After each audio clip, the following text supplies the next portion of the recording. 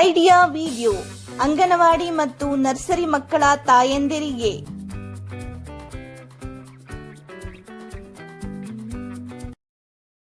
ನಮಸ್ಕಾರ. ಇಂದಿನ ಸಭೆಗೆ ನಿಮ್ಮೆಲ್ಲರಿಗೂ ಸ್ವಾಗತ. ಕಳೆದ ವಾರದ ಐಡಿಯಾ ವಿಡಿಯೋ ನಿಮಗೆ ಇಷ್ಟವಾಗಿದೆ ಎಂದು ನಾವು ಭಾವಿಸುತ್ತೇವೆ. ಬನ್ನಿ ಇಂದಿನ ಸಭೆಯನ್ನು ಪ್ರಾರಂಭಿಸೋಣ. ಕಳೆದ ವಾರದ ಚಟುವಟಿಕೆ ಮತ್ತು ವಯಸ್ಸಿಗೆ ಅನುಗುಣವಾಗಿ ನೀಡಿದ ಅಭ್ಯಾಸ ಹಾಳೆ ಮತ್ತು ಮಕ್ಕಳ ಮೇಲೆ ಕಿರಿಚುವುದನ್ನು ನಿಲ್ಲಿಸಿ. ಈ ವಿಡಿಯೋ ಬಗ್ಗೆ ನಿಮ್ಮ ಅನುಭವಗಳನ್ನು ಹಂಚಿಕೊಳ್ಳಿ. ಈಗ ನೀವು ತಂದಿರುವ ಅಭ್ಯಾಸ ಹಾಳೆಯನ್ನು ಕೈಯಲ್ಲಿ ಹಿಡಿದು ಫೋಟೋ ತೆಗೆದು ಪ್ರಥಮ ಪ್ರತಿನಿಧಿಗೆ ಕಳುಹಿಸೋಣ. ಅಲ್ಲಿಯವರೆಗೆ ವಿಡಿಯೋ ಇಲ್ಲಿ ಪಾಸ್ ಮಾಡೋಣ.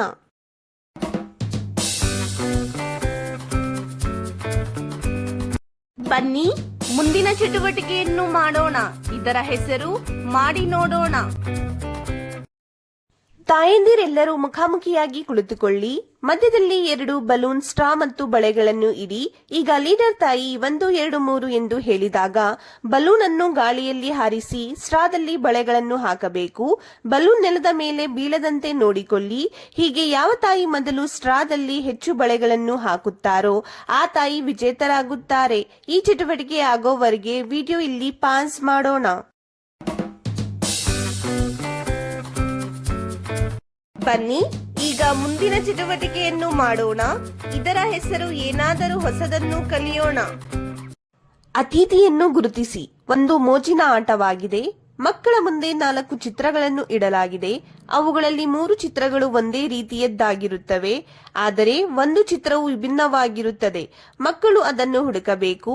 ಬನ್ನಿ ಈ ವಿಡಿಯೋದಿಂದ ಆಟವನ್ನು ಅರ್ಥ ಮಾಡಿಕೊಳ್ಳೋಣ.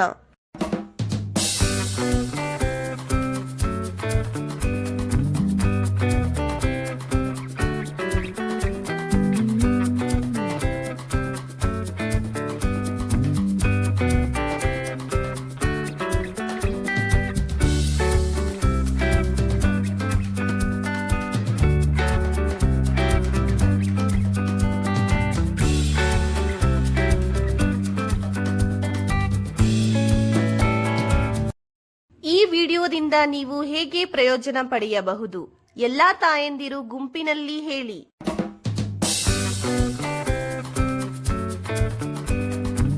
ಬನ್ನಿ ಈಗ ಮುಂದಿನ ಚಟುವಟಿಕೆಯನ್ನು ಮಾಡೋಣ. ಇದರ ಹೆಸರು ಮನೆಗೆ ಹೋಗಿ ಮಕ್ಕಳಿಂದ ಮಾಡಿಸಿ. ಮನೆಯಲ್ಲಿ ಮೋಜಿನ ಆಟ. ಕ್ರಮ ಸಂಖ್ಯೆ 1. ಮಕ್ಕಳು ವಿಭಿನ್ನ ಭಾವನೆಗಳನ್ನು ಅನುಭವಿಸುತ್ತಿದ್ದರೆ ಅವರಿಗೆ 5ರವರೆಗೆ ಎಣಿಸಲು, ತಮ್ಮನ್ನು ತಾವು ತಬ್ಬಿಕೊಳ್ಳಲು, ದೀರ್ಘವಾಗಿ ಉಸಿರು ತೆಗೆದುಕೊಳ್ಳುವುದು ಇತ್ಯಾದಿ ತಂತ್ರಗಳನ್ನು ಅಭ್ಯಾಸ ಮಾಡಿಸಲು ಪ್ರೇರೇಪಿಸಿ. ಕ್ರಮ ಸಂಖ್ಯೆ 2. ಸಸ್ಯಗಳ ಬಗ್ಗೆ ತಿಳಿದುಕೊಳ್ಳಲು ಮಕ್ಕಳೊಂದಿಗೆ ಪ್ರಕೃತಿಯ ಪ್ರವಾಸಕ್ಕೆ ಹೋಗಿ ಉದಾಹರಣೆಗೆ ಎಲೆ, ಹೂವು ಮುಂತಾದ ವಿವಿಧ ಭಾಗಗಳ ಬಗ್ಗೆ ಚರ್ಚಿಸಿ. ಕೊಟ್ಟಿರುವ ಅಭ್ಯಾಸ ಹಾಳೆಯಲ್ಲಿ ಮಕ್ಕಳ ವಯಸ್ಸಿಗೆ ಅನುಗುಣವಾಗಿ ಚಟುವಟಿಕೆಗಳನ್ನು ನೀಡಲಾಗಿದೆ. ಈ ಚಟುವಟಿಕೆಗಳನ್ನು ಅರ್ಥ ಮಾಡಿಕೊಂಡು ಮಕ್ಕಳಿಗೆ ಮಾಡಿಸಿ.